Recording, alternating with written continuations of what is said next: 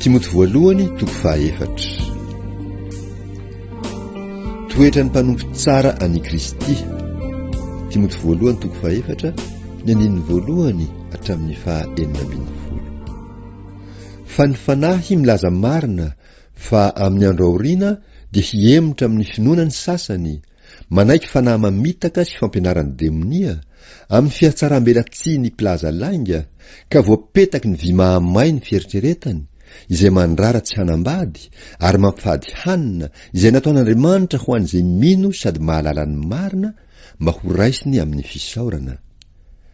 Fa ny zavatra rehetra nataon'Andriamanitra dia tsara avokoa, ka tsy misy tokony ho lavina raha raisina amin'ny fisaorana, satria hamasiny ny tenin'Andriamanitra sy ny fivavahana izany.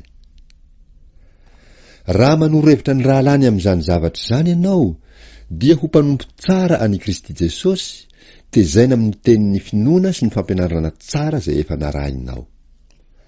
Fa ny anganongano ratsy fanaom-bavy antotra dia lavo, ka mampiasa ny tenanao ho amin'ny toe-panahy araka an'Andriamanitra.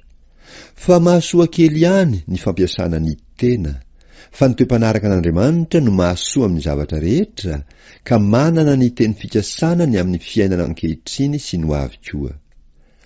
Mahatoky izao teny izao, ka tokony hekena amin'ny fankasitrahana rehetra.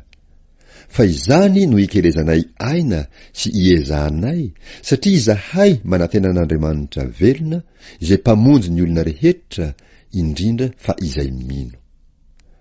Zany zavatra zany no andidio sy ampianaro. Aoka tsy hisy olona hanao tsinitsinina anao no ny hatanoranao, fa aoka ho tonga fianarana ho an'ny mino ianao, amin'ny fiteny, amin'ny fitondrantena, amin'ny fitiavana, amin'ny finoana, amin'ny fahadiovana. Mandra-piaviko, tandremo ny famaky-teny, ny fananarana, ny fampianarana. Aza tsy mitandrina ny fanomezam-pahasoavana izay ao anatinao, izay nomenanao tamin'ny faminaniana sy ny fametrahon-tanan'ny loholona. Mazotoa hihevitra izany zavatra izany, dia mikelezahina fatratra amin'izany, mba hiseho amin'ny olona rehetra ny fandrosoanao. Tandremo ny tenanao sy ny fampianaranao, ka mahareta amin'izany.